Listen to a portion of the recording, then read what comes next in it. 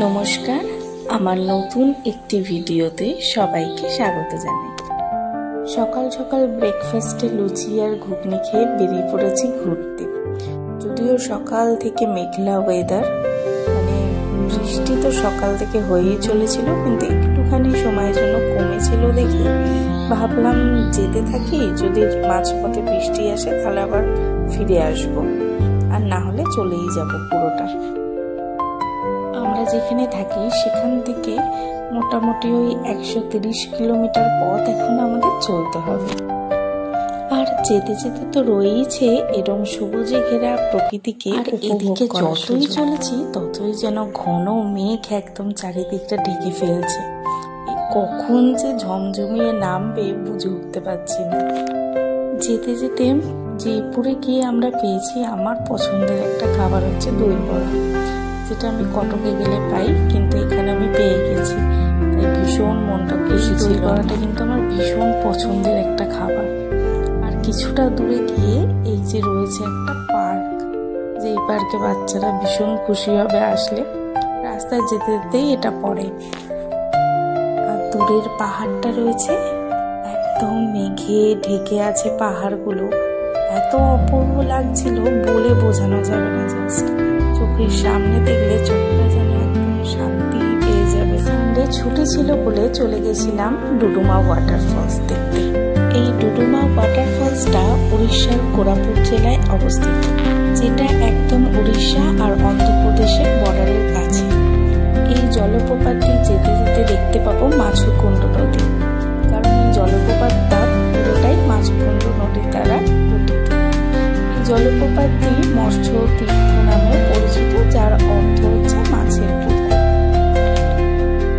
এই ব্রিজটা তো ক্রস করছি, বাট ক্রস করার মুখেই কিন্তু একজন জল খাচ্ছে। ওই যে এরকম প্রচুর বানর কিন্তু রয়েছে দুপাশে। আর এই যে এটা হচ্ছে মাছকুণ্ড নদী, ওই পারটা হচ্ছে অন্ধ্রপ্রদেশ, আর এই পার জলপ্রপাতটিকে স্থানীয় উপজাতিরা পবিত্র বলে মনে করে।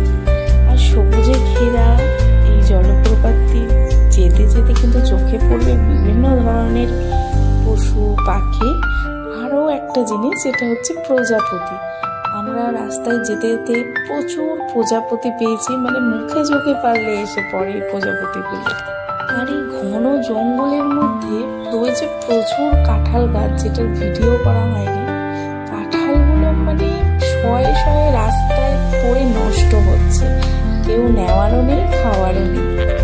এই ডুডুমা জলপ্রপাতটা দেখার আদর্শ সময় যেটাকে বলে অক্টোবর থেকে ফেব্রুয়ারি মাস। রাস্তা দুর্গম হলেও এই বৃষ্টির মধ্যে কিন্তু যদি যাওয়া যায় আরও সুন্দর লাগবে এই জলপ্রপাতটা দেখতে। যদিও আমরা বৃষ্টির মধ্যেই গেছিলাম, হালকা হালকা বৃষ্টি পড়ছিল। এন্ট্রি করতে মোটামুটি সব জায়গাতেই এখনো অবধি যেখানে গেছি 20 টাকাই নেয়, ওর বেশি নেয় না, তো এখানেও তাই নিয়েছিল।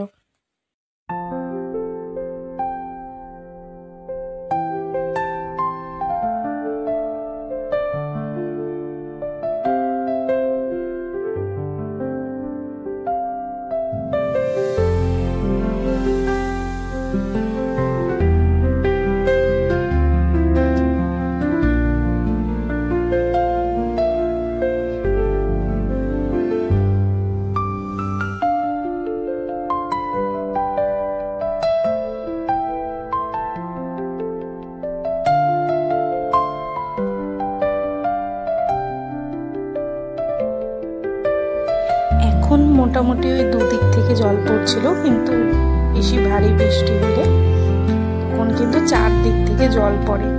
এরকম ঘন সবুজ বনের মধ্যে অবস্থিত এটি ভারতের যেসব সুন্দর জলপ্রপাতগুলি আছে তার মধ্যে কিন্তু অন্যতম একটি জলপ্রপাত।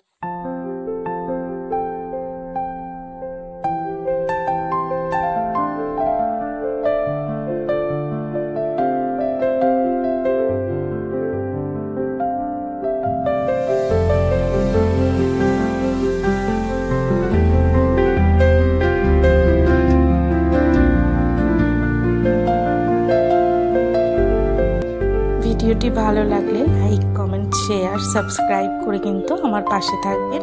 আর ফেসবুক থেকে দেখলে কিন্তু অবশ্যই আমাকে ফলো করে দেবেন। সকলে খুব খুব খুব ভালো থাকবেন। রাস্তায় যেতে যেতে কিন্তু আরও একজনের দেখা পেয়ে গেছি, যাকে আমি কোনোদিনও দেখিনি, এই প্রথমেই বলতে পারেন যে দেখেছি। সেটা হলো বাদামি রঙের ভেড়া। প্রচুর মানুষ এখানে ভেড়া চড়াচ্ছিলেন। আমি ঠিক জানি না, মনে হয়েছিল ওনারা সেটার মাংস আই থিঙ্ক বিক্রি করে। ঘোরা তো কমপ্লিট, এবার বাড়ি ফেরার পালা। যদিও বাড়ি ফেরার সময় প্রচুর বৃষ্টি হয়েছে, যেখানে আমরা ভিজে গেছিলাম। লাঞ্চ করে টোরে আমরা বেরিয়ে পড়েছিলাম।